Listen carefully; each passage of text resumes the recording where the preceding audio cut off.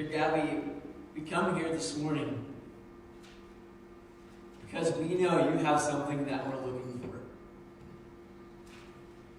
There's something in our lives that we've been pursuing, desperately chasing after.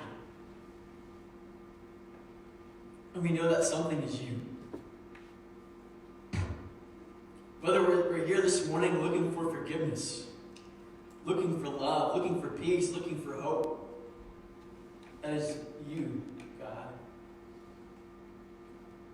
Whether we came this morning seeking healing or restoration, to have our hearts made whole, God,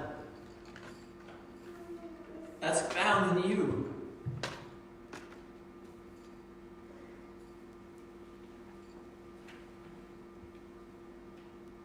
God, we came here this morning because we knew we could find your presence here. And your presence is what we long for.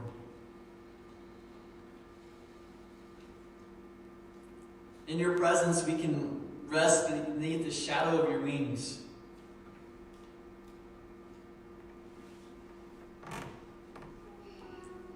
In your presence, we can walk through the valley of the shadow of death and fear no evil. God, we can lay down in your presence in green pastures and rest knowing because you're there with us.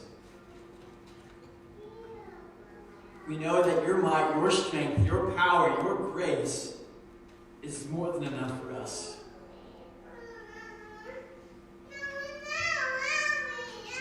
But Lord, we also know that your presence is not confined to this building. It's not tied to any one object. No, your presence, it can go with us in our hearts. The same Spirit of God that, Lord, that you used to lead your people out of Egypt. The one that was the pillar of fire by night and the cloud by day, God, that presence lives in our hearts and goes with us wherever we go. And Lord, that presence is searching for the others in our lives that need to know you too. This morning, Lord, as we look to the message, to the sharing of your word, may it speak to us. And may it lead us ever closer in our walk with you. In your name I pray. Amen. Would you open your Bibles and turn with me to the book of Luke? Luke chapter 7.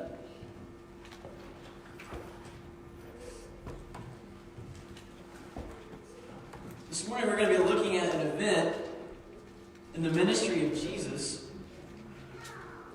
But where Luke places this event is very important for us to understand and to take note of.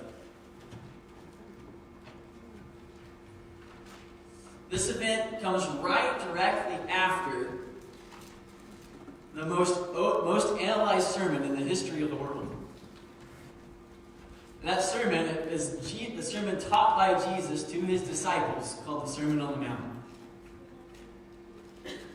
And whether you look at it here in Luke's account, Dr. Luke's account, or whether you look at the Sermon on the Mount from Matthew, both of them have the sermon ending with the same conclusion.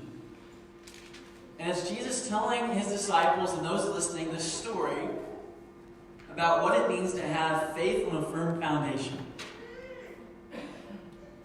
In that story, Jesus tells them, and you can find it at the end of Luke 6.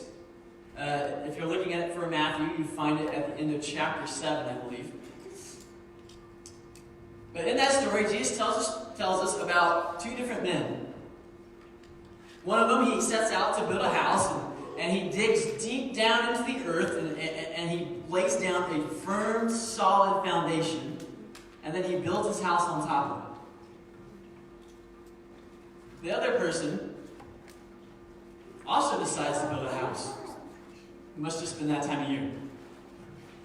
So he decides to build a house, but rather than take the time and dig down into the earth like the other guy and make sure there was a firm foundation laid, this guy decides, I'm just going to build quickly to get this done. So he laid it on top of the ground without digging the foundation or nothing. So the storms come with the rain and the winds, and the waters rise up, and the floodwaters find both houses. The man who dug down deep and laid a solid foundation, his house withstood the floodwaters. The one who built his house on top of the ground, well, his house didn't make it. And that's how Jesus concludes the Sermon on the Mount. And in that sermon, he is trying to give his disciples and those listening a lesson on faith. And I believe that if Jesus told a story about faith, it's important for us to look at it and understand what it means to have faith that is on a firm foundation.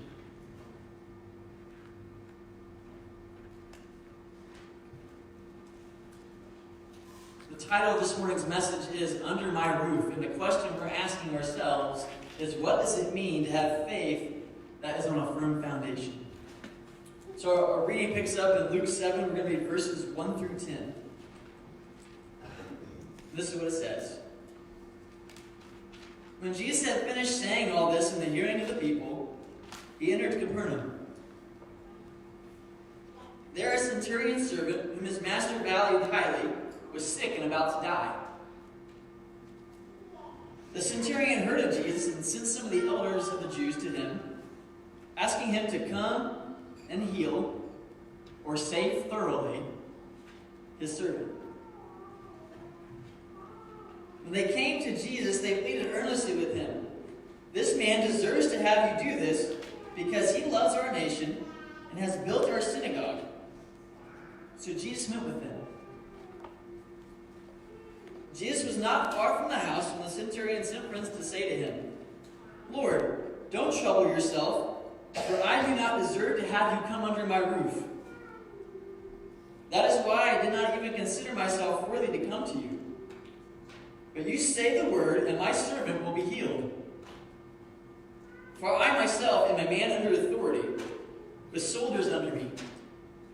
I tell this one, go, and he goes. And that one, come, and he comes. I say to my servant, do this, and he does it." When Jesus heard this, he was amazed. And turning to the crowd following him, Jesus said, "I tell you, I have not found such great faith, even in Israel." Then the men who had been sent returned to the house and found the servant well. This is the word of God for the people of God. Thanks be to God. So the question that we're going to be looking at and studying and stewing over today is, what does it mean to have faith that is on a firm foundation?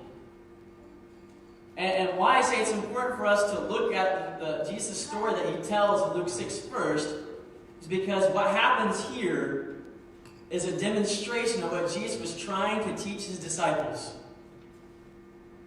He was trying to get them to see the picture of what firm faith looks like.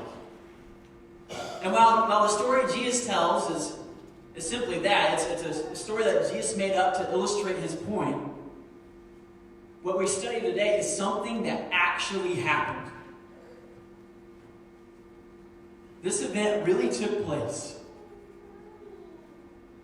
And I believe if we look at it, it will give us the answer to what it means of having faith that is on a firm foundation. So we're going to go back through this a little bit slower. In verses 1 through 6, read, "When Jesus had finished saying all this in the hearing of the people, he entered Capernaum. There a centurion's servant." Hey, Dondra, can you do me a favor? Possibly. Could you check and make sure I hit record? Thank you. Thoughts come to you at weird moments as you're reading. Okay, continue on. Back to the start over. When Jesus had finished saying all this in the hearing of the people, he entered Capernaum. You did. Okay, good. There a centurion's servant, whom his master valued highly, was sick and about to die. The centurion heard of Jesus and sent some elders of the Jews to him, asking him to come and heal his servant. When they came to Jesus, they pleaded earnestly with him, "This man deserves to have you do this because he loves our nation and has built our synagogue." So Jesus went with them. So stop and think about this. This man is a centurion. That means he is a Roman soldier. And he's one of probably hundreds, thousands, tens of thousands Roman soldiers stationed in the city of Jerusalem. Jerusalem had this reputation of a city that tended to be a little bit volatile and rebellious. So the Romans wanted to make sure that everybody in that region knew who was in charge and who had the power. So they sent garrison after garrison to Jerusalem just kind of to just be there. So that way there was no doubt who was in charge. And so this centurion was one of those people. We're not really sure what the centurion equivalent would be in our military standards, but just know it's a ranking officer. It's an officer that has an ability to give commands. Don Lawrence and I would joke that if he's an officer, he probably really didn't do anything else except for give commands out, but he didn't actually work for his living. But for whatever reason, he was respected enough among the Romans and among his fellow soldiers that he was given this rank of centurion. Obviously, a man that gets that rank values the job that he has and values the position that he is given.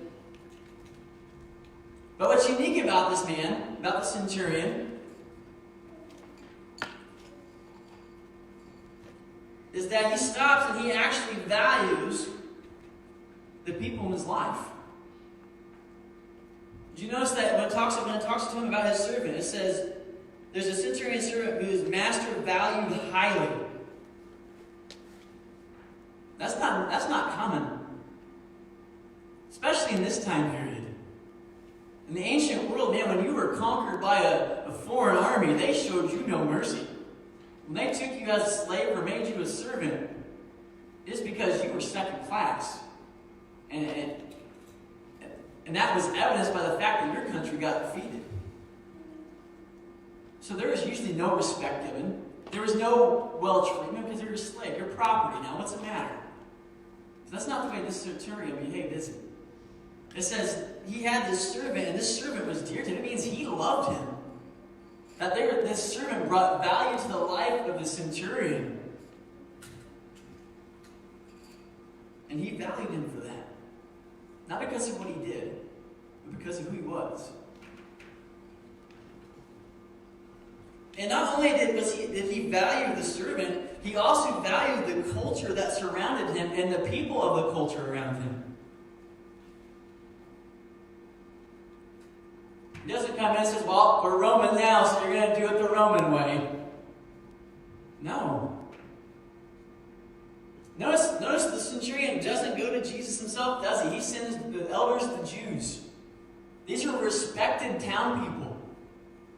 Now, let's be honest, I don't know that they really had much of a choice to go and talk to the centurion or not. Okay, I'm sure if he came to them and said, you need to go talk to this guy for me, they did it, but mainly because they had to. But the words that they share about this man, these words they didn't have to say, did they? No, they said, this man deserves to have you do this, Jesus. This man loves our nation. He built us a synagogue.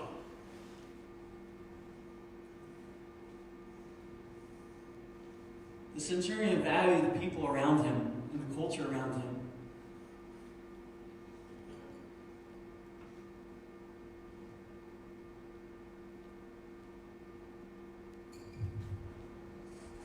And so when it came time for the centurion and he had a need in his life,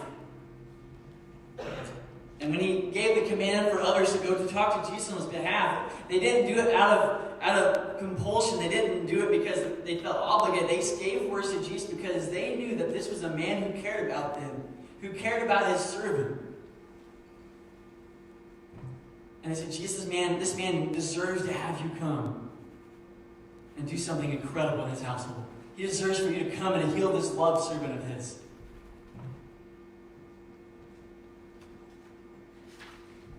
Continuing on, verses 6 through 8. Rest of 6. He was not far from the house when the centurion sent friends to say to him, Lord, don't trouble yourself, for I do not deserve to have you come under my roof. That is why I did not even consider myself worthy to come to you. But say the word, and my servant will be healed. For I myself am a man under authority, and with soldiers under me. I tell this one, go, and he goes. And that one, come, and he comes. I say to my servant, do this, and he does it. So the obvious question we would ask ourselves about the centurion is, why doesn't he go to Jesus himself? And I want you to know it's not because he's lazy. Remember, I just said that he is a respecter of the culture and the people around him. And he knows something about the Jewish culture. He knows that for a Jewish person to enter into the house of a Gentile, which would be a Roman soldier, that would make them ceremonially unclean. He knows that. He knows he is not worthy, by the culture of the time, of the religious attitude of the time, he knows he is not worthy to have Jesus enter into his house. So he sends people out to meet Jesus. And he was so respectful of the culture that rather than just go ahead and leave his house and go himself, he didn't want to take any chances of messing up Jesus spiritually. So he stayed home and sent the Jewish elders to talk to Jesus on his behalf. Now, if you read this story in Matthew, you might get a little confused. I want to say it's like Matthew 13, but I'm probably wrong on that. Don't hold me to it. But in Matthew's account, Matthew, when you read it, he talks like the centurion is actually face-to-face with Jesus. And you say, well, Pastor Jason, why is there a difference in the account? Why is Dr. Luke's story different than Matthew's? And the reason is, in the ancient writing, if the details were not significant to the outcome of the story, they just didn't tell you. They just didn't pass along the information. That's pretty much what Matthew's doing. Matthew wants you to understand that it was Jesus who healed the centurion's servant. But let's be honest. When those elders of the Jews came to Jesus, who was it that was really asking for Jesus' help? The centurion. All right? So if you read the story, sometimes when we read Scripture and we study the Gospel, sometimes we get different details and stories like that. And so it's important for us to examine them both and understand and consider why that might be. It doesn't make the Bible invalid. The beauty of having 4 different stories of Jesus is this. Well, it might be easier to give you this example. Let's say we witnessed some type of incident out in front of the church here. And since Wendy works for the Tribune, she comes and she's interviewing all of us, right? And she's asking us questions about what happened in this accident so she can write a good story. We all witnessed the event, but we're all going to tell the story very different. There will be key parts of the story that are the same with all of us, but the minor details will be different. Why? Because all of our brains work differently. And it remembers different things. And that's what we get in the Gospels. Hopefully I made that less murky for you, but I didn't mean to go there, but we went there. All right. But so this guy, he recognized that he was unworthy to be in the presence of Jesus.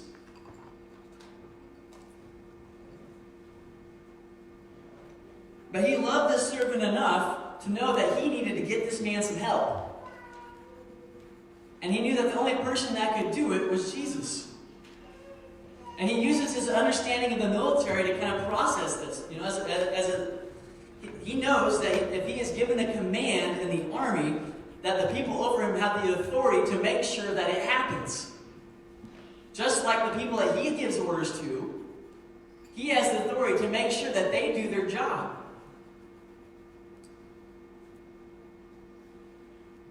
And this centurion, he had heard about Jesus.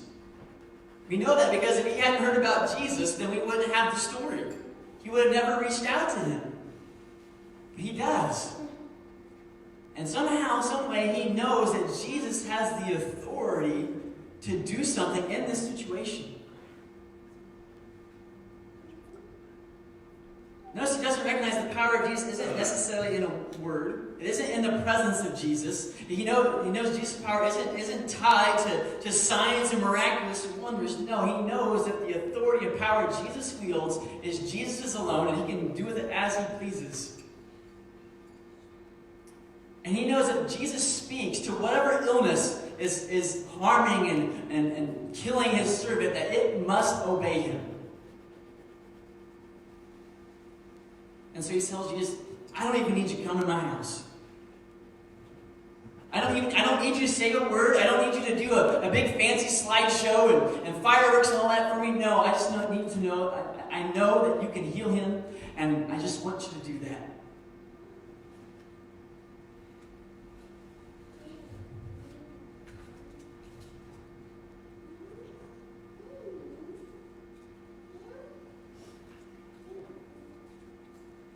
Verse 9 and 10. When Jesus heard this, he was amazed. And turning to the crowd following him, he said, I tell you, I have not found such great faith even in Israel. Then the men who had been sent returned to the house and found the servant well. That word amazed there. And if you look at it in the Greek, it's the same word that the Apostle Paul uses in 2 Thessalonians chapter 1. And in 2 Thessalonians chapter 1, Paul writes, on that day, Jesus comes to be glorified in his holy people and to be marveled at among all those who believe. In that verse, Paul writes, he's referring to the second coming. And how when Jesus comes again, we're all going to look up, and everyone that's around, and they're going to see Jesus coming again, and they're going to be amazed and marvel about how powerful and astonishing it is. That is the same Greek word that Jesus uses to describe the faith of the centurion. Just like we would stare up at the sky with Jesus' second coming, Jesus was looking at this centurion and said, I have not seen such great faith like this. And he's not trying to condemn Israel in this moment, say, not even the Israelites. No, he's trying to point out how great and powerful this man's faith was. How firm of a foundation his faith rested on. And I just find it amazing. Jesus heals this man's servant. And the two of them never meet face to face. They never have a conversation. They never shake hands and say, hi, I'm so-and-so, and you're so-and-so. Jesus doesn't even go into the presence of the servant to heal him. And Luke doesn't even give us Jesus saying any words to heal him. It just says the servant, the men sent go back home and they find the guy made well. Saved thoroughly. Completely better. Beyond a shadow of a doubt. And that is the power of Jesus. And it connected with the centurion's faith that required no signs, it required no special words or even Jesus' presence. He just knew Jesus could do it. And that Jesus had the authority. So the centurion's faith, it's the answer to our question, what does it mean to have faith on a firm foundation? Notice, it's not the faith of the disciples that we're marveling at in the story, is it? It's not of these super religious people in the story. It's not even about the faith of the servant who was dying. No. The faith that Jesus points out to us, and it says this is like a faith on a firm foundation, is of a Roman soldier who considers himself unworthy to be in the presence of Jesus.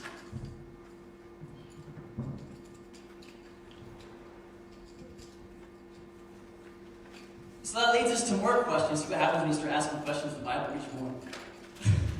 So what is it about the centurion's faith that makes it firm makes it faith on a firm foundation? It was humility. It was the humbleness of the centurion that makes it faith on a firm foundation.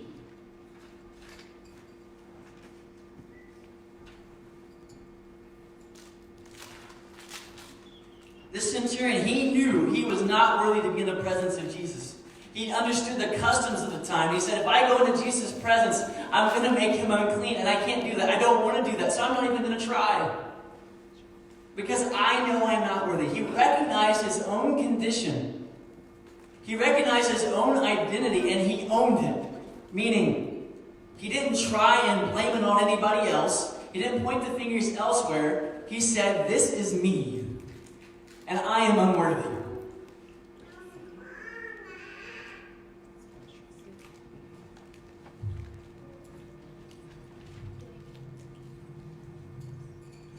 Now, that's what we got to do in our lives. If we want to have faith that's faith on a firm foundation, we have to recognize our condition and own it. Don't pretend to be something that you're not. Don't pretend to be somebody that you're not. Own who you are. Now, owning who you are doesn't always necessarily mean that you sin somehow, okay? That's not what it means. Sometimes you have bad things that happen in your lives. You have a condition in your life because of things you have done. But sometimes things just happen.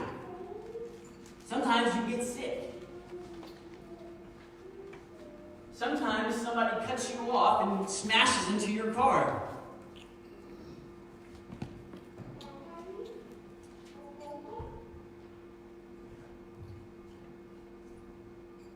And let's say someone smashes into your car and heaven forbid you're injured. You own the fact that you're hurt. And see, that's different from our natural human tendency. Our natural human response is to say, well, you did this to me, and that's why I am this way. We even do that with sin. You realize? We look at sin and say, sin, it's your fault that I'm separated from God. We completely ignore the fact that we are a sinner. And what does a sinner do? Sins. Yes, sin is a problem. Sin corrupts us to our very core. But the reality of it is, to have faith on a firm foundation, you have to recognize and humbly accept that your condition is your own. No one else's, but that is who you are. And that's what the centurion did. He recognized exactly who he is. Didn't make excuses for it. He just says, Jesus, I'm not worthy. And not only that, humility, the faith that has humility, that's humble. The faith that's on a firm foundation. Not only does it own its condition, it also recognizes that it has no power to change anything about itself. The centurion knew he was a centurion. He knew he was a Roman soldier, not worthy to be in the presence of God, and he knew there was nothing that he and his person could do about it to change that fact. For that to happen, something outside of himself had to take place. He knew that his servant was sick and dying, that he did not have the authority to do anything to intervene and save this man. He had to accept that was the condition that his friend was in. You see, that's very contrary to what we're taught growing up here in America, isn't it? Growing up in America, you're taught that, if I just work hard enough, if I just practice more, maybe if I just had enough money and spent enough money, maybe if I had enough connections in my life, then I can make it better.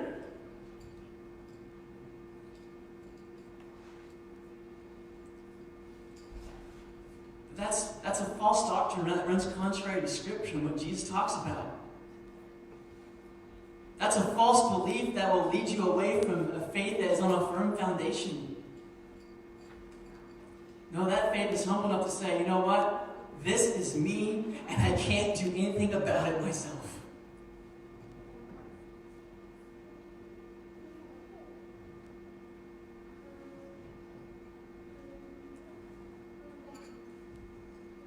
Well, the centurion owned his own unworthiness and the fact that he couldn't change the state he was in. He recognized one powerful truth that is at the core of this faith. And it's another piece of that humbleness. He was humble enough to recognize who he was, that he couldn't change himself, but he believed that Jesus did have the power.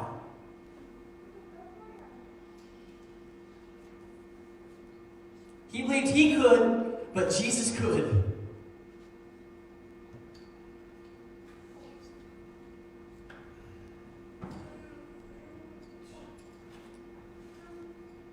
Romans 3:29 it says, Paul writes, is God only the God of the Jews? Is he not the God of the centurions too?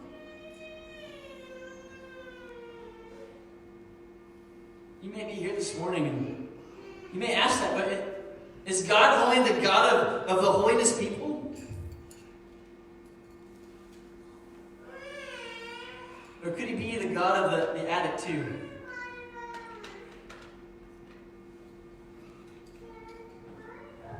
Is God only the God of the Republicans? Or is he a God of the Democrats too? You can reverse that depending on which party you're on. No, his faith looked at the condition of who he was, and he recognized, the centurion, that God was big enough, even though he was unworthy, even though his condition, he couldn't help himself. No, he believed that even then, Jesus, God himself, was powerful enough to do something. And that is faith on a firm foundation, a house that cannot be shaken. It's a faith that is humble enough to admit all of that. Paul writes again in Titus 2:11, says, for the grace of God that brings salvation has appeared to all men.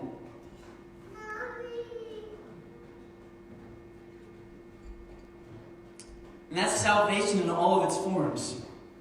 It's salvation that brings forgiveness of sins. It's salvation that brings freedom from the person that's addicted. It's salvation that brings healing to those who are suffering. And the list goes on and on. Salvation is for everyone.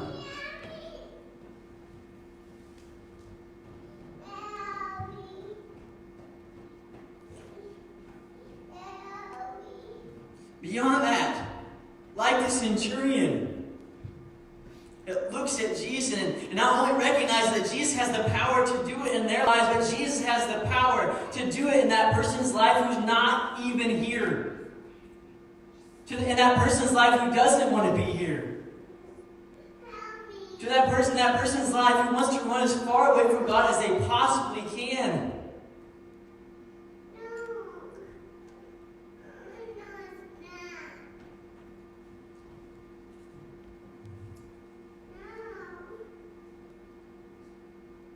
The question you have to ask yourself this morning is your faith on a firm foundation?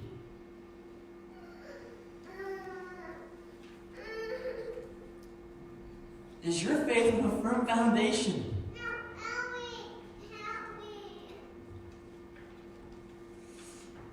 Jesus can. And I know the question running through your mind and the thought that you're dwelling on is, can Jesus really have the power to do that this morning? I'm telling you, Jesus has the authority to do whatever miracle that you're thinking of right now. The one that the devil's trying to say that he cannot do. He can do it. And I have something beautiful for you, my friend. While the choice is yours to accept that belief or not, Jesus' power is not tied to your belief. If that were so, then God would not be all powerful. But he is. His power is the same yesterday, today, and forever. His authority has not changed. And your disbelief in it will not change it. No, your disbelief will only cause you to not be a part of it. To not experience it in your life. It'll cause you to doubt what you're experiencing. It'll leave you being tossed about by the storms of this life. ever wondering, does he really have the power?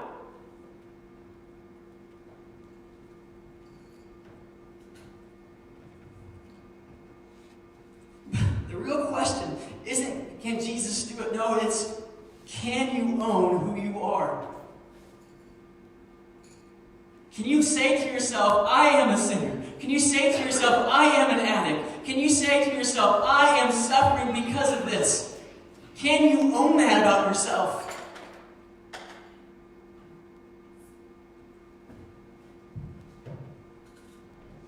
When you own it about yourself, can you admit that there's nothing you can do to change it? You can go to all the psychiatrists in the world. You can go to the most renowned scientists, and they can give you all kinds of treatments, but in the end, it won't solve what's really going on in your life, and what's going on is your lack of faith in Jesus. I'm not trying to sell you some health, wealth, and prosperity gospel this morning, that if you believe in Jesus, it's going to make everything okay. That's not what I'm selling you.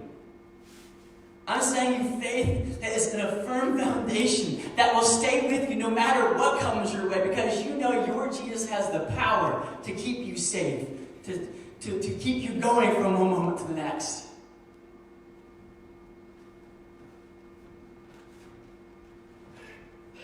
And that all boils down to is, do you believe that Jesus has the authority to save you? Do you believe that Jesus actually can forgive you of your sin?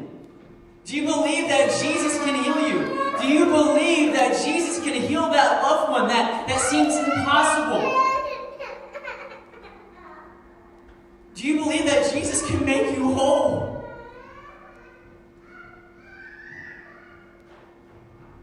And I can't answer that question for you.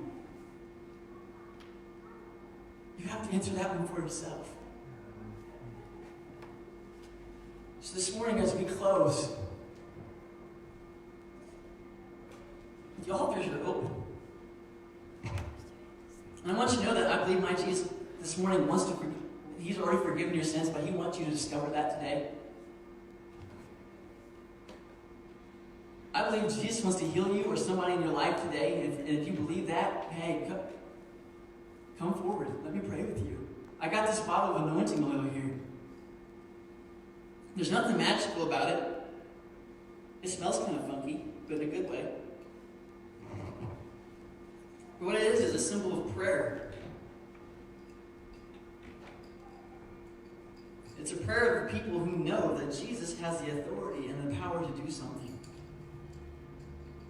So this morning, if you would like to be prayed over because you want to find forgiveness, because you want to be made whole, because you want to be set free, or if there's someone in your life that you want to see set free, or you want to see somebody in your life that finds forgiveness and all that stuff we talked about, if that's you this morning, just come forward and let me anoint you and pray for you today.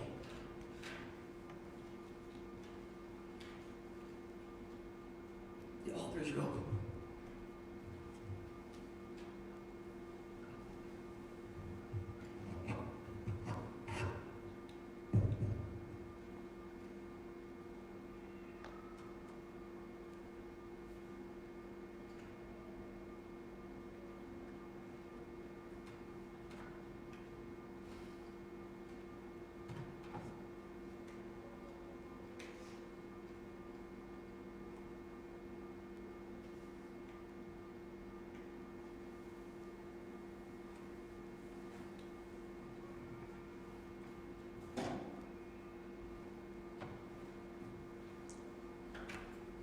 Dear God, oh, help our unbelief.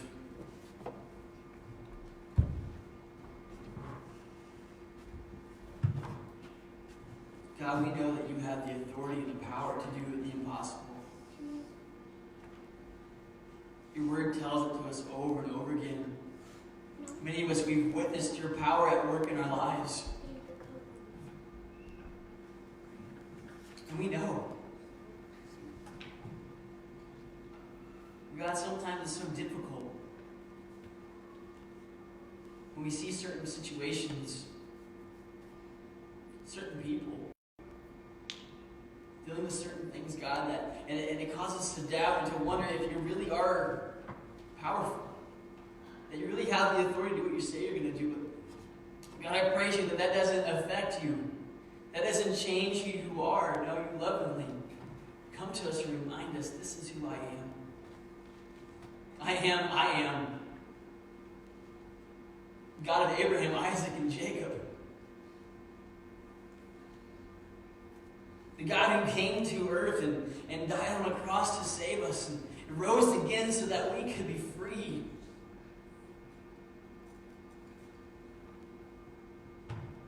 Oh God, your power hasn't diminished. And it still wants to work in us and through us and for us, God.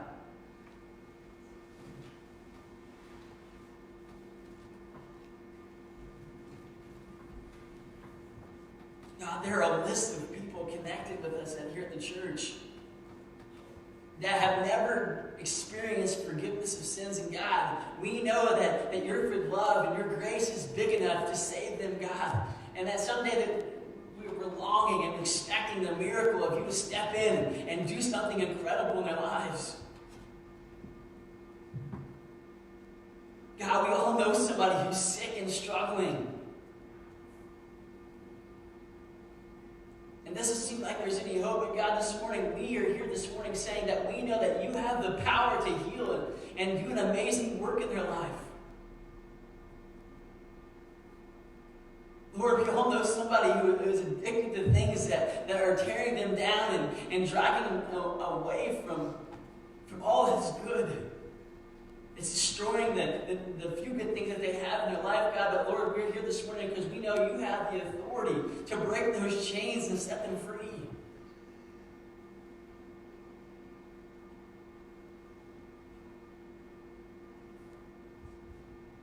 And Lord, the moments of doubt and trial where we so often turn our eyes off of you, oh, would your Spirit gently nudge us and remind us, I am who I am. And may we never fail to give you the power, the glory, and the honor.